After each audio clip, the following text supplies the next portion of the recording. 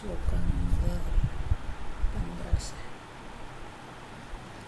अंतर्दृग्दृश्योर्भेदम् वहिश्च ब्रह्मसर्गयोः आब्रूणत्यपरासक्तिः सा संसारस्य कारणं साक्षिणा पुरतः भानं लिङ्गदेहेन संयुतं चितिच्छाया समावेशात् जीवस्यात् व्यावहारिकः अस्य जीवत्वमारोपात् साक्षिणाप्यवभासते आवृतो तु विनष्टायं वेदे भाते पयाति ते तथा सर्गब्रह्मणश्च भेदमावृत्य तिष्ठति या शक्ति तद्वशात् ब्रह्मं विकृतत्वेन भासते।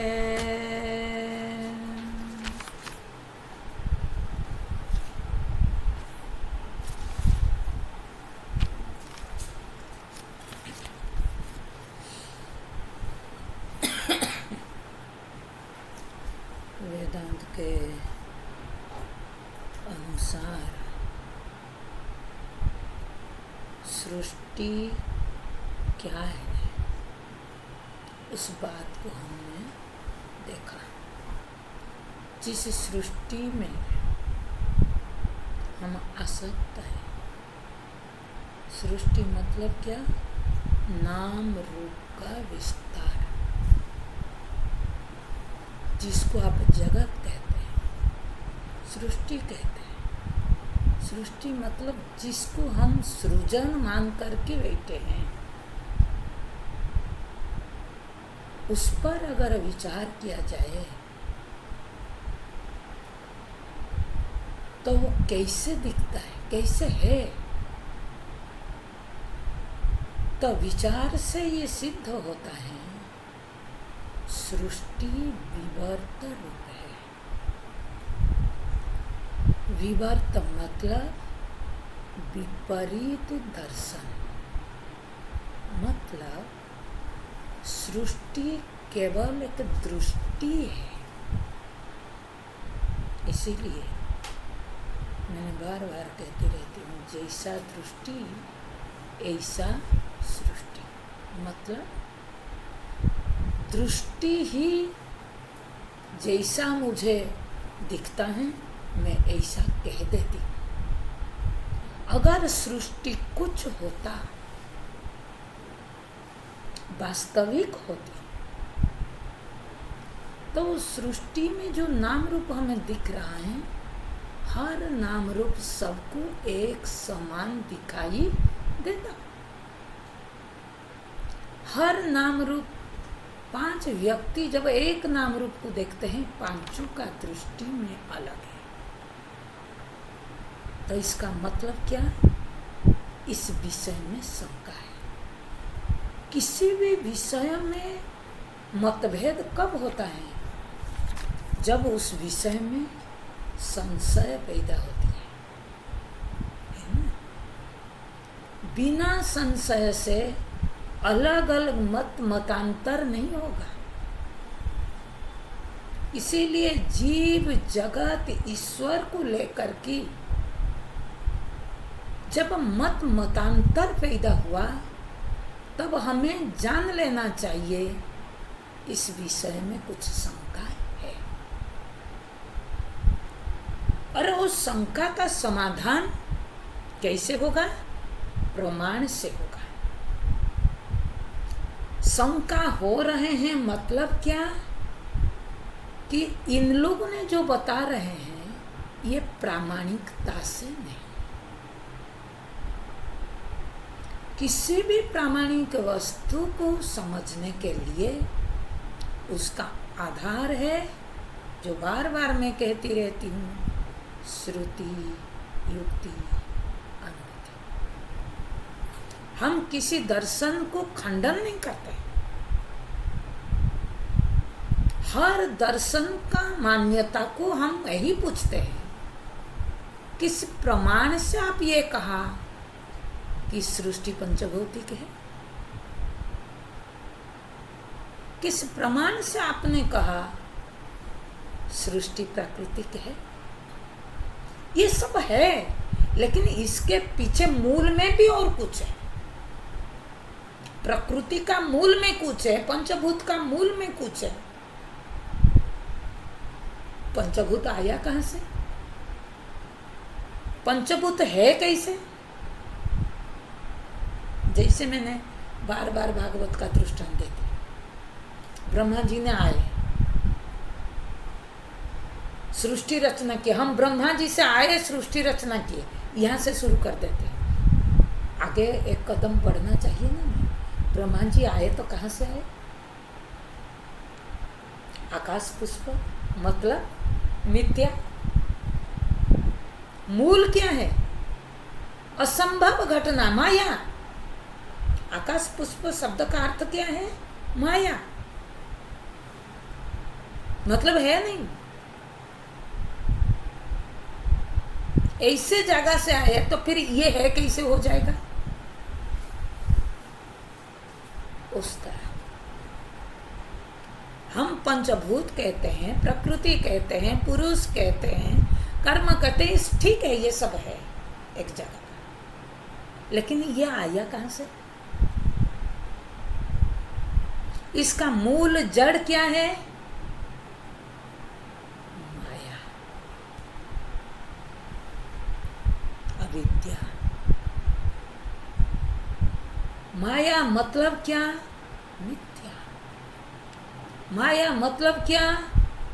जो घटना दिख रहा है वो ऐसा नहीं है, इसको कहते हैं माया। माया मतलब ऐसा नहीं है कि हम कहेंगे माया है तो फिर मिथ्या है तो दिखाई क्यों दे रहा है। ये बात नहीं है कि मिथ्या होगा तो दिखाई नहीं देगा। मिथ्या उसको कहते हैं जो भासमानता है, विद्यमानता नहीं है। विद्यमान और भासमान में फर्क क्या है? विद्यमान उसको कहते हैं जो वस्तु जैसा है, जहां है वहां दिखना, उसको कहेंगे विद्यमान। भासमान किसको कहेंगे? जो वस्तु जहां नहीं है वहां दिख जाना। समझ रहे हैं? विद्यमान और भासमान में विद्यमान वो है जो जहां दिखाई दे रहा है वहां वो वस्तु प्राप्त हो, और भासमान जो वस्तु जहां दिख रहा है वहां उस वस्तु का प्राप्ति न होना। इसीलिए मिथ्या कहा, इसलिए माया कहा।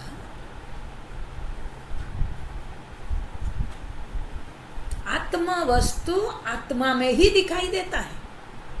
मैं अपने आप को किस में देखता हूँ? किसी साधन से तो नहीं देखता हूँ। किस में देखता हूँ? मुझ में मैं देखता हूँ अपने आप को। इसीलिए मैं कह सकता हूँ मैं हूँ। कोई भी काटे मैं उसको स्वीकार नहीं कर सकता। लेकिन जीव जगत, जीव जीव में दिखता है नहीं, जगत जगत में देखता है नहीं, ईश्वर ईश्वर में देखता है, जो काल्पनिक ईश्वर हमारा है नहीं। जीव जब भी दिखता है मुझ में दिखता है, जगत जब भी देखता है मुझ में दिखता है, ईश्वर जब भी देखता है मुझ में दिखता है। तो इसका मतलब क्या हुआ? जिस जीव जगत ईश्वर का आपने कल्पना करके रखा वो सब काल्पनिक है, मिथ्या है, भासमान है। इसलिए वो जैसे दिख रहा है ऐसा है नहीं, प्राप्त नहीं होगा। जैसे हैं ऐसे वैसे प्राप्त होते हैं। ये विद्यमान और भासमान सत्ता को, जो भी सृष्टि का विस्तार नाम रूप, कोई भी नाम रूप आप उठा करके ले लो, और देखेगा तो कहाँ दिखेगा? मुझ में दिखता है। इसका मतलब नाम रूप भासमान है।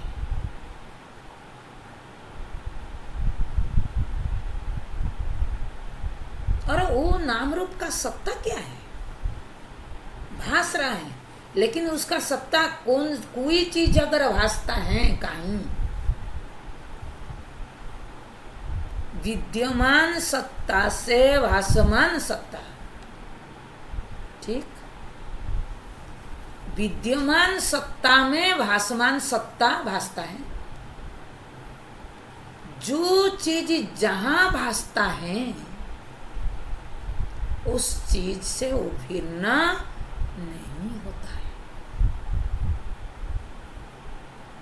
जैसे आकाश में नीलिमा भासता है,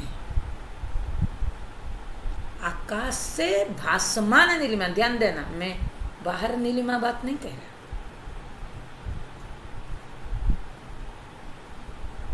आकाश से भासमान नीलिमा भिन्न नहीं है, अलग नहीं है।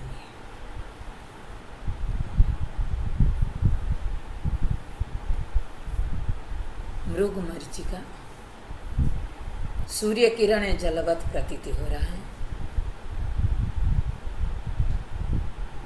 सूर्य किरण से प्रतीति जल, भासमान जल भिन्न नहीं है।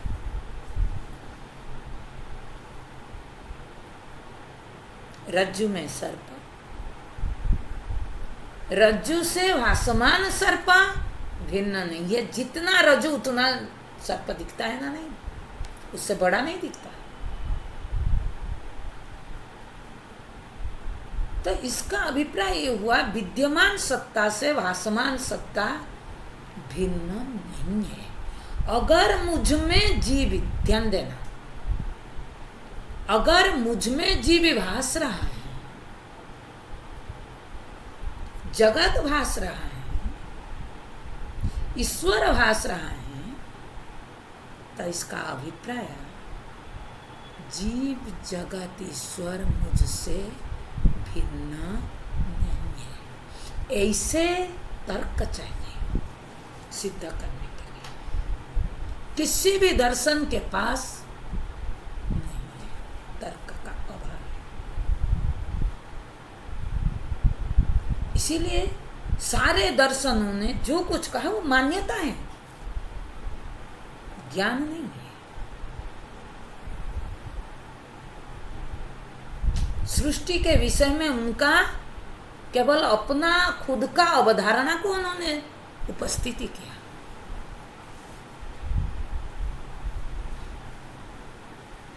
लेकिन वेदांत दर्शन जैसे कह रहा है,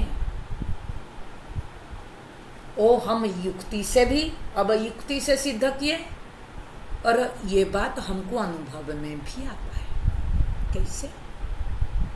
जब गाढ़ निद्रा में हम जगते हैं, गाढ़ निद्रा से, तब ये जगत, जीव, ईश्वर हमें प्रतीति होता है। जब गाढ़ निद्रा में चले जाते हैं, तब ये जीव, जगत, ईश्वर प्रतीति नहीं होता है। अगर जीव, जगत, ईश्वर है, तो जागृत स्वप्न में अगर प्रतीति होते हैं, तो सुसुप्ति में क्यों नहीं होंगे? किसी होने चीज का तो भान तो होना चाहिए। जागने के बाद मैं कहता हूं जीव था, जगत था, ईश्वर था, लेकिन कोई कहता है क्या जागने के बाद? जागने के बाद सब क्या कहते हैं? मैंने था, मेरे सिवाय और कुछ नहीं था। इसका मतलब मैं जो सत्ता है, वो सत्ता अवस्था त्रय में व्याप्त है। वही विद्यमान सत्ता है उसको प्रमाणित करने के लिए हमारा अनुभव में अवस्था त्रय है। अवस्था त्रय को लेकर के जब हम विचार करते हैं, हम सबको अनुभव होता है, यही अनुभव सबको होता है, एक को नहीं। कोई व्यक्ति कहता है क्या मैंने जगत को देखा था सुसुप्ति में, या ईश्वर को देखा था, नहीं। ईश्वर अगर, जगत अगर, जीव अगर आपसे भिन्न होता तो भिन्न रूप में सुसुप्ति में भी प्रतीति होता है। अगर द्वैत सत्ता होते, अगर दो सत्ता दो होगा तो वो सत्ता नहीं होगा। कैसे? सत्ता उसको कहते हैं, सत्ता का परिभाषा क्या है? अबाधितत्वात् सत्यत्वम। सत्य मतलब सत्ता, जो कभी बाधित नहीं होता है, किसी भी अवस्था में बाधित नहीं होता है, उसी को सत्ता कहते हैं। तो जगत तो दो अवस्था में दिखता है, तीसरे अवस्था में नहीं दिखता है, बाधित हो जाता है। तो इसीलिए जगत है कैसे कह सकते हैं?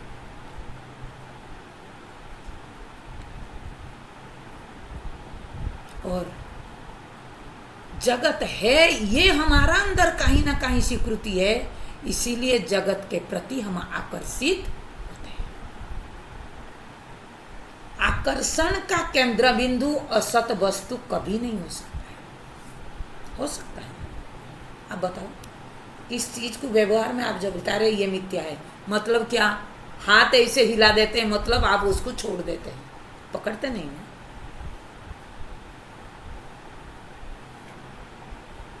कभी भी असत वस्तु को कोई पकड़ने के लिए नहीं जाता है।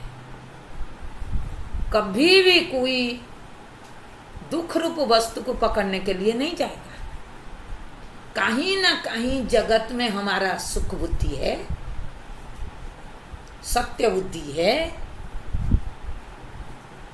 तब हम जगत के प्रति आकर्षित होते हैं। ये जो सत्य बुद्धि जगत के प्रति हमारा है, उस बुद्धि को निवृत्त करना। बुद्धि को निवृत्त करना मतलब समझ को निवृत्त करना। इसीलिए बताया ये सृष्टि को समझो। ये नाम रूप क्या है? ये सृष्टि किसका विस्तार है? चेतन वस्तु नाम रूप में प्रसारित हो रहा है, जैसे जल तरंग रूप में प्रसारित हो रहा है। तो इसको कहते हैं विवर्त रूप, विपरीत वर्तते। इसलिए वेदांत दर्शन सृष्टि का कोई उपादान कारण ये सब चक्कर में नहीं पड़ता है। डायरेक्ट आप बताओ किस उपादान को किसने लेकर के बनाया, जब एक ही सत्ता है। और सृष्टि कभी भी क्या मैन्युफैक्चर नहीं हुआ। सृष्टि मैन्युफैक्चर हुआ नहीं, सृष्टि अभिव्यक्ति।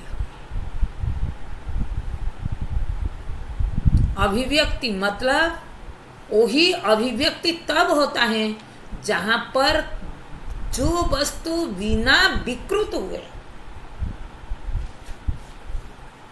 अलग अलग रूप में दिखाई दिए।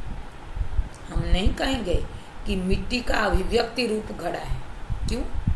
मिट्टी बिना विकृत हुए घड़ा में परिणमन नहीं हो सकता है। लेकिन जल क्यों? देखो दृष्टांत कैसे दिया जाता है।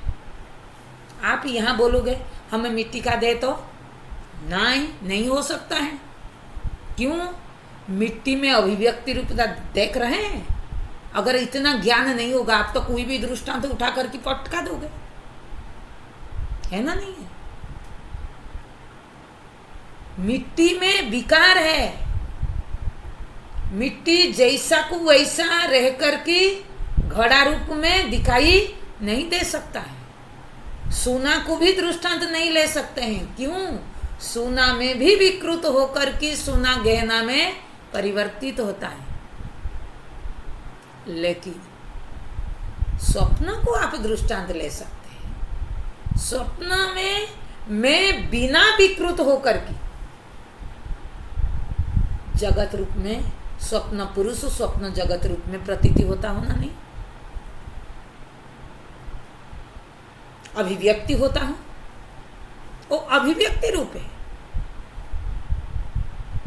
वैसे ही जल भी बिना विकृत हुए जल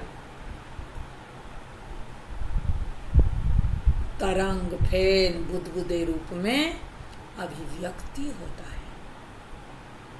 लगता है श्लोक बहुत सरल है, 3 दिन लग रहे हैं, 2 दिन आज फिर से मैं उसको उठाई।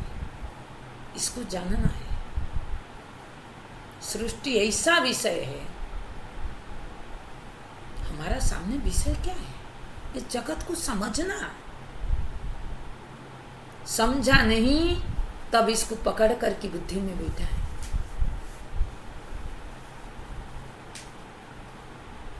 और उसके लिए जब तक सही सही समझ प्राप्त नहीं होगा तब तक ये जगत का आश्रय हम नहीं लेंगे अपना सुरक्षा के लिए, है ना? नहीं, हम अपना सुरक्षा के लिए जगत का आश्रय लेते हैं,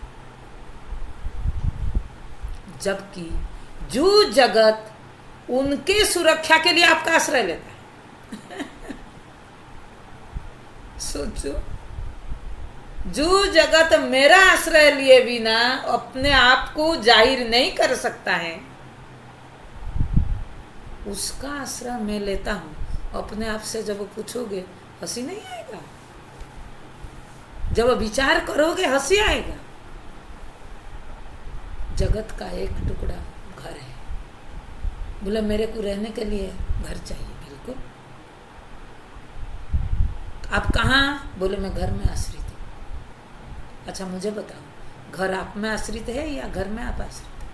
घर से आप निकल जाओ, कितना साल वो घर रहेगा? 1 साल आना जाना बंद कर दो, वो घर स्मशान बन जाएगा, है ना? नहीं है। घर को आप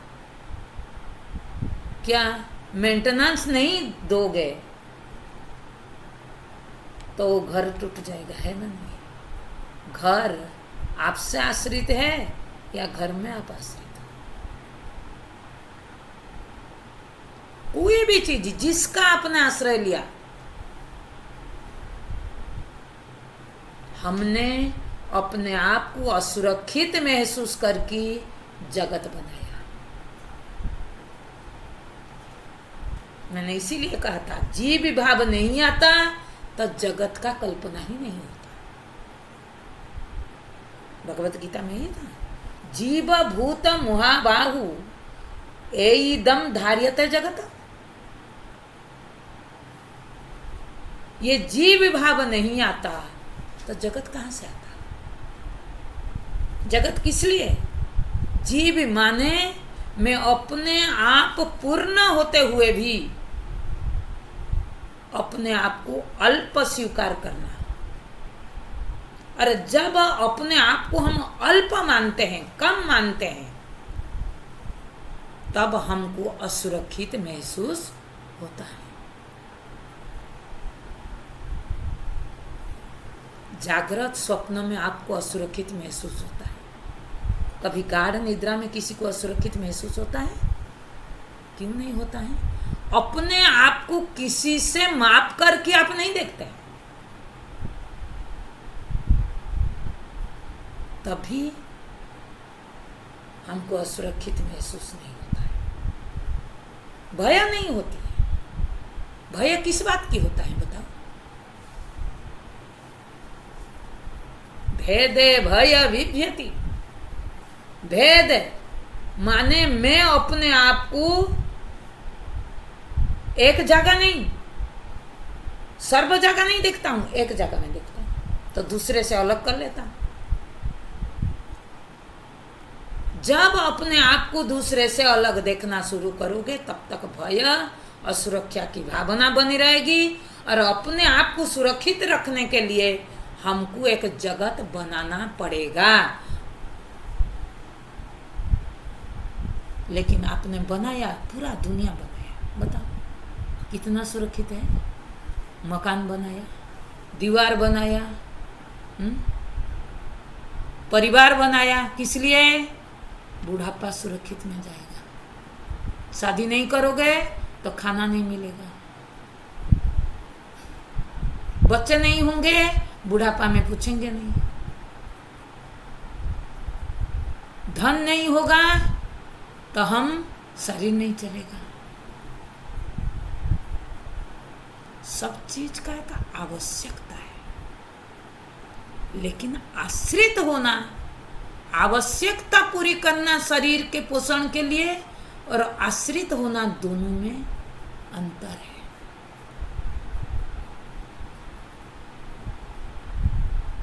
हम जब कहते हैं बुढ़ापा में ये जरूरत है, ये गलत अवधारणा है।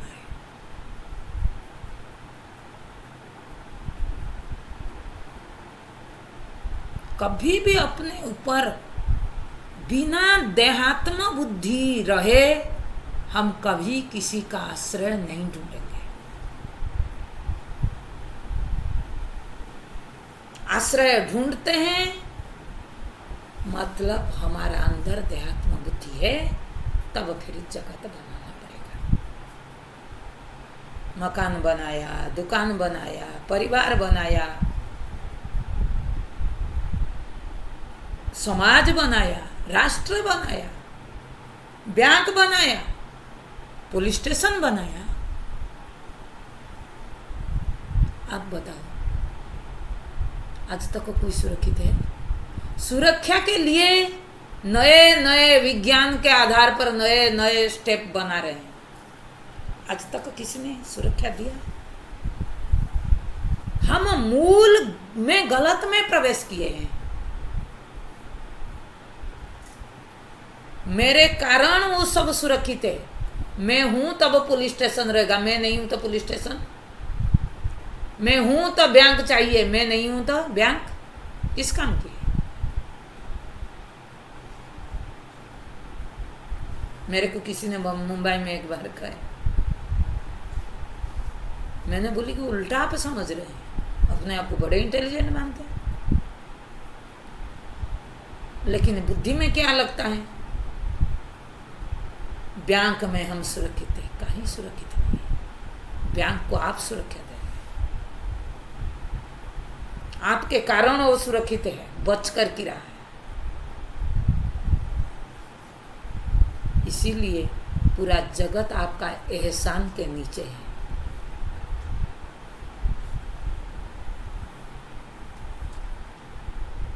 इस सृष्टि को समझो। मैं आज एक अलग दृष्टिकोण में उसको दिखाया। जैसे अलग अलग दृष्टिकोण एंगल से देखोगे ना, सृष्टि के प्रति हमारा जो आश्रय बुद्धि है, वो आश्रय बुद्धि छूटेगी। क्यों कहा यह? विवर्त कहने के पीछे क्या है? और श्लोक का अभिप्राय एक है लाइन में कि सृष्टि विवर्त है। सृष्टि नाम ब्रह्म रूप सच्चिदानंद वस्तुनि अब्दोफेना दिवत सर्व नाम रूप प्रसारणा। ये जो श्लोक है, ये श्लोक कहने के पीछे कि सृष्टि विवर्त रूप है, विपरीत दृष्टि है, मिथ्या है। विवर्त मतलब मिथ्या है नहीं, लेकिन दिख रहा है। आपके बुद्धि से ये निकालना पड़ेगा कि मिथ्या है तो फिर दिख क्यों रहा है। मैंने बार बार बोली, इसीलिए वेदांत का पारिभाषिक शब्द जब तक आपको पता नहीं चलेगा तब तक वेदांत को समझना कठिन है। जैसे मैंने सत्य का परिभाषा बोला, अबाधितत्वम सत्यत्वम, तो आप ढूंढोगे जाकर कि ये लक्षण जहाँ घटेगी वो सत्य है। मिथ्या का परिभाषा क्या है? अविद्यमानते सती भासमानत्वम मिथ्यात्वम। अविद्यमानते सती, सती मतलब ही अविद्यमान ही है, विद्यमान नहीं है। लेकिन ये नहीं है कि विद्यमान नहीं है तो नहीं है, भासमान है, भास रहा है, दिख रहा है। आकाश में नीलिमा नहीं है, विद्यमान नहीं है, लेकिन भास रहा है ना, नहीं भास रहा है। आकाश को ढूंढने जाओगे तो आपको, सॉरी नीलिमा को ढूंढने जाओगे, आपको नीलिमा मिलेगा? नहीं मिलेगा।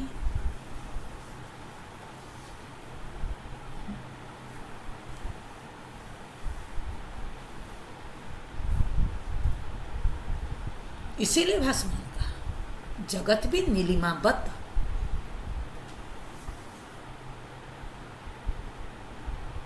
ये सृष्टि को ढूंढोगे, जब तक नहीं ढूंढा तब तक बोलोगे सृष्टि है, सृष्टि है। जिसने सृष्टि को ढूंढा, ये हमारा योग वशिष्ठ में दिया एक मंत्र आता है, बोले जीव को जब तक ढूंढा नहीं तब तक जीव जीव कहोगे, ये जीव उस जीव से अलग है। लेकिन जिस दिन जीव को ढूंढना शुरू कर दोगे, वो जीव आपको ब्रह्म रूप में प्राप्त होगा।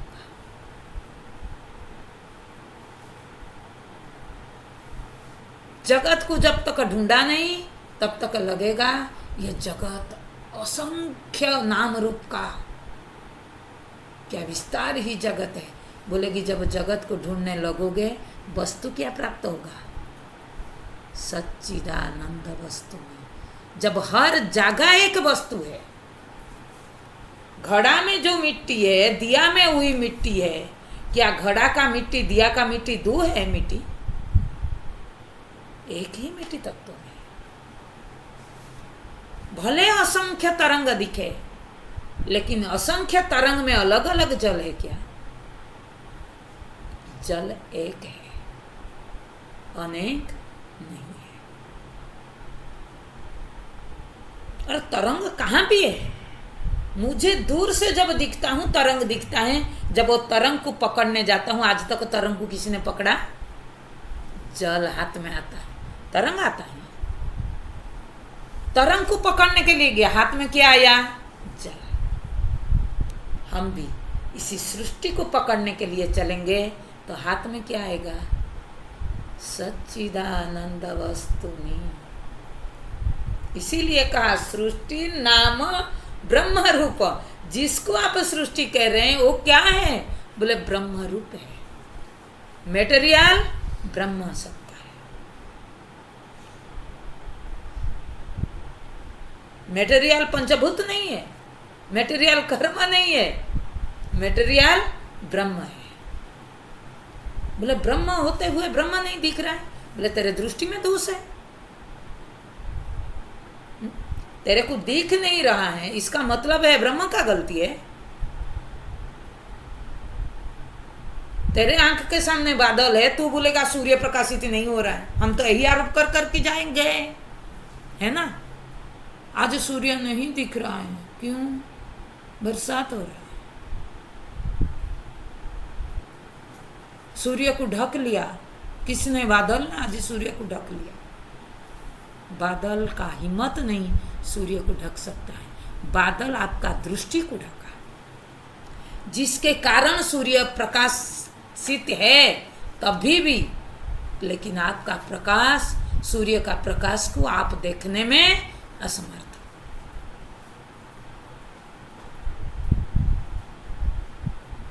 अरे विचार करो, सही है ना गलत है? इसीलिए ब्रह्म आत्मसत्ता सृष्टि बन नहीं गया, आत्मसत्ता सृष्टि रूप में दिख रही है। किसको? अज्ञानी जनों को। नाम रूप भासमान है, नाम रूप कोई विद्यमान सत्ता नहीं है। मैंने कल एक बात बोला था, जब भी हम नाम उच्चारण करते हैं तो जान लो बुद्धि में क्या होना चाहिए कि भेद है। जो अभेद सत्ता है उसको भेद रूप में देखना नाम रूप का विस्तार है।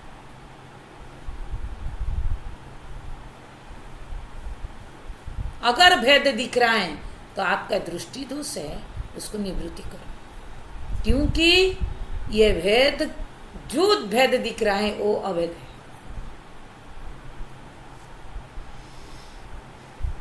ये कौन कर रहा है? माया की विक्षेप शक्ति सृष्टि चेतन को सृष्टि रूप में, नाम रूप में विस्तार किया। कौन? अविद्या का, अविद्या बोलो माया बोलो, जो आवरण नहीं, विक्षेप शक्ति, उसने सृष्टि का रचना किया। तो सृष्टि का रचयिता कौन है? माया।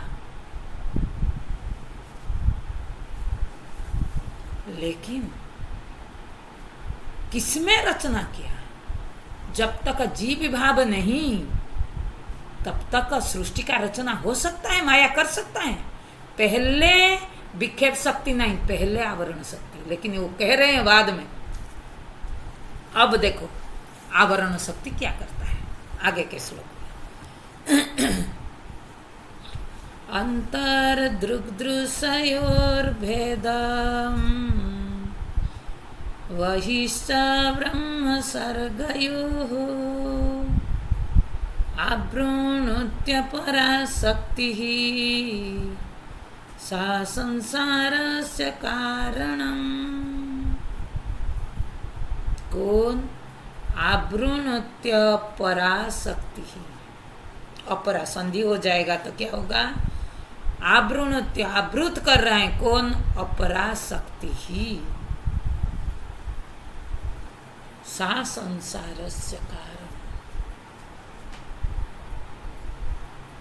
पहले विक्षेप शक्ति गया, यहां क्या कहा? आवरण शक्ति। वो आवरण क्या पैदा करती है?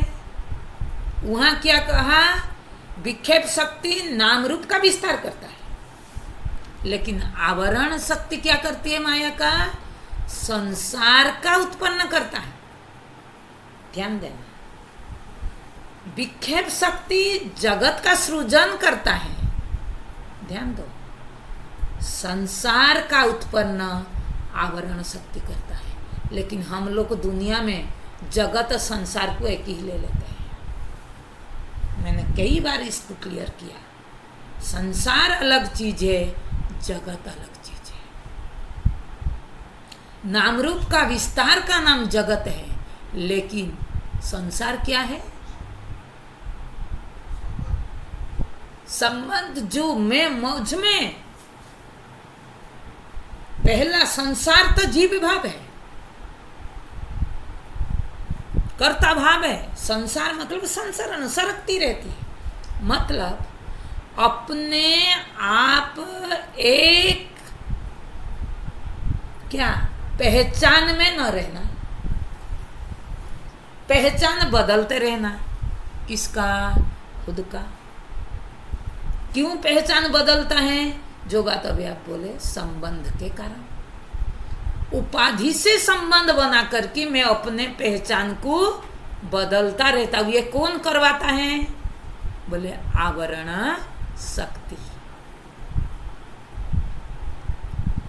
संसार का अगर कारण है, संसार मतलब जीव भाव, कर्ता भाव, भोक्ता भाव,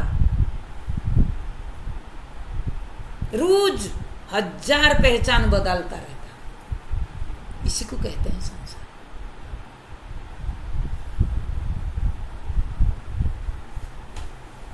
देह देखो, मैं दो चीज बता रही हूँ। देह संसार नहीं है। देह को क्या कहेंगे? जगत, नाम रूप। संसार किसको कहेंगे? देह के साथ मेरा जो संबंध है उसको कहेंगे संसार। समझ आया? देह में हूं, देह धर्म को अपना धर्म मानना, उसको कहेंगे संसार। इंद्रिया जगत है, लेकिन उसी इंद्रिय धर्म को अहं धर्म स्वीकार करना, उसको कहेंगे संसार।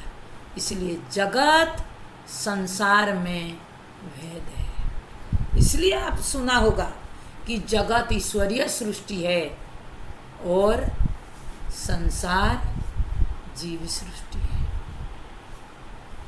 जगत सबको नाम रूप दिखाई देता है, लेकिन हर नाम रूप में हर जीव का संबंध अलग अलग है,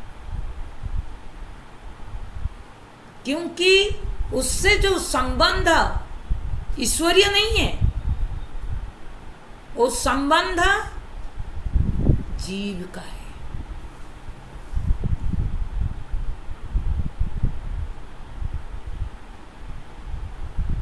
इसलिए कह रहे हैं ये आवरण शक्ति क्या करती है? बोले आवरण शक्ति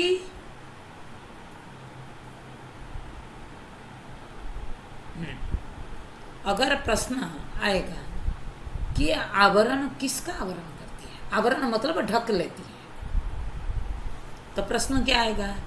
किसको ढक लेती है? भेदम, देखो भेदम ऊपर लाइन में भेद को ढक लेता है। फिर प्रश्न आएगा किसका भेद है? बोले अंतर दृक् दृश्योर भेद वहिश्च ब्रह्म सर्गयो, दो भेद है, एक बाहर है एक भीतर है।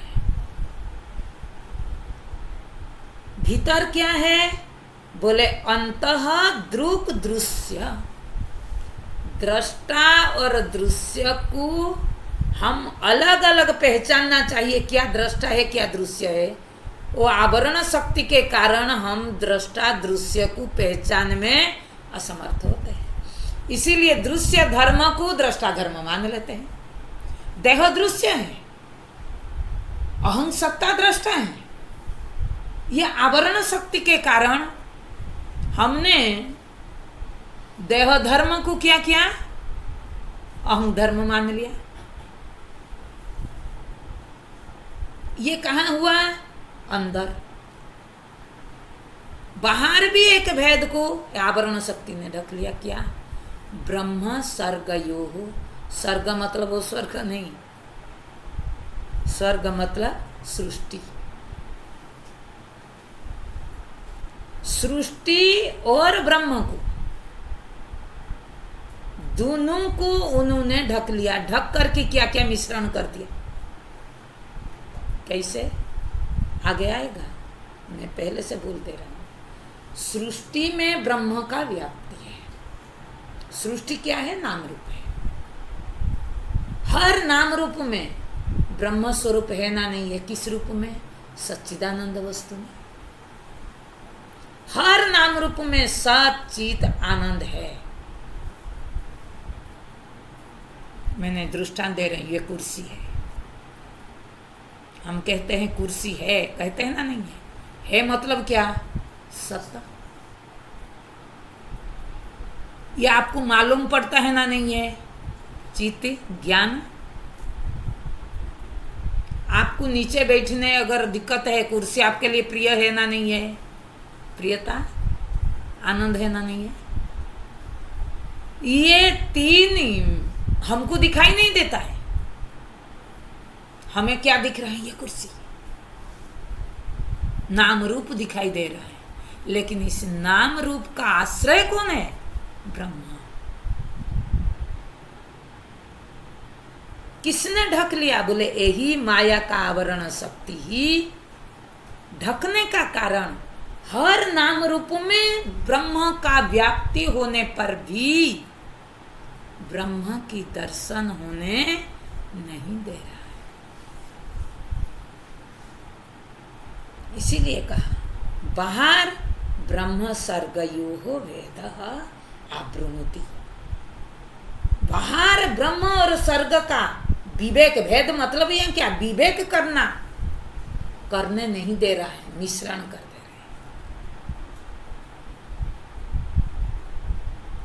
भेद को आवरण किया, ध्यान देना, वस्तु को आवरण नहीं किया। भेदम आवृणुति, अगर वस्तु को ढक लेता तो हमको ये सब मालूम भी नहीं पड़ता, गलत भी मालूम नहीं पड़ता है ना। अंदर बोले दृष्टा और दृश्य का भेद को ढक लिया, तभी मैं देह धर्म को, इंद्रिय धर्म को, मनु धर्म को मेरा धर्म मानते गया। इसी का नाम है संसार।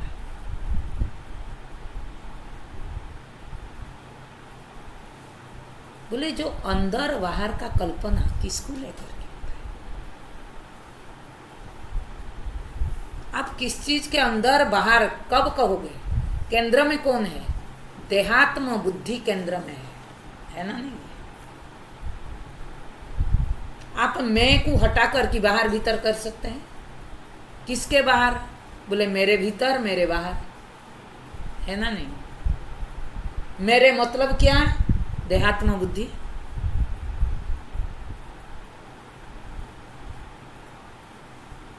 इसीलिए ये ग्रंथ आरंभ में क्या, आप लोगों को कैसे लग रहा है मुझे पता नहीं। वेदांत को समझने के लिए दृश्य विवेक बिना समझे वेदांत ज्ञान समझना कठिन है।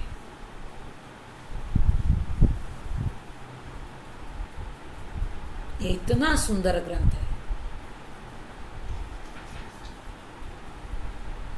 तो बोले अंतर दृक्तृषयोर्भेद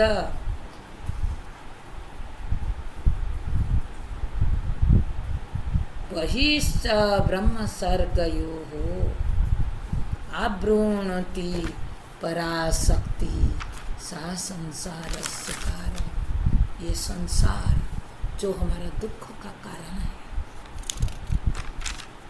इसी दुख से निवृत्ति पाने के लिए, संसार से निवृत्ति पाने के लिए आपको क्या करना पड़ेगा?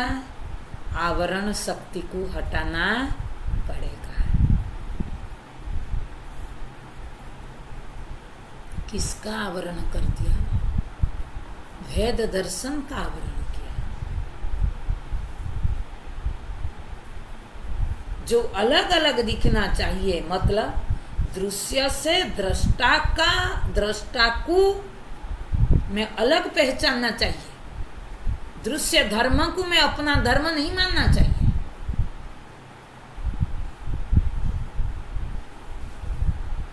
इसीलिए जब तक आवरण नहीं हटा, विक्षेप हटने से क्या समस्या का समाधान नहीं है। दुख का कारण आवरण सकते हैं, दुख का कारण विक्षेप नहीं।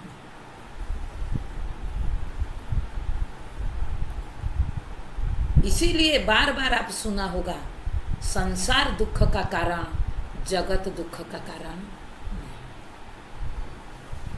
मैंने कई बार ये दृष्टांत दिया। आप देखा, एक बाड़ी में एक पेड़ है, वहाँ से आम का पेड़ है, कोई चोरी कर रहा है। रोज आप जाते हैं, लोग वहाँ चोरी करते हुए आप देखते हैं, आपको कुछ नहीं लगता है, फर्क पड़ता है? पेड़ क्या है? नाम रूप जगत है। लेकिन कुछ दिन के बाद वही जमीन आपने खरीद लिया जहां वो आम का पेड़ है। खरीदने के बाद आप फिर उसी रास्ता पर रोज जाते हैं,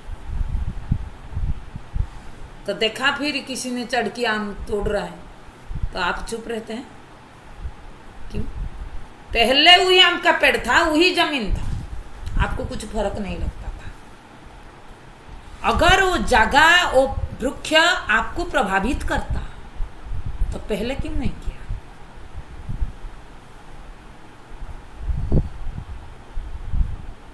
लेकिन जिस दिन आपने उस जमीन के साथ संबंध बनाया,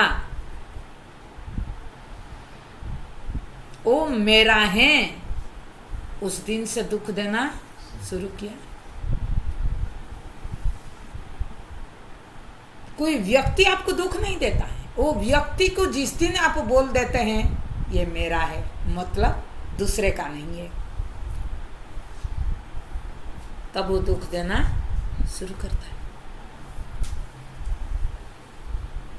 इसलिए जो संबंध बनाना किसके साथ है? दृष्टा का दृश्य के साथ संबंध बोध, वो संसार है। और ये संबंध बनता कैसे है? आवरण शक्ति के कारण।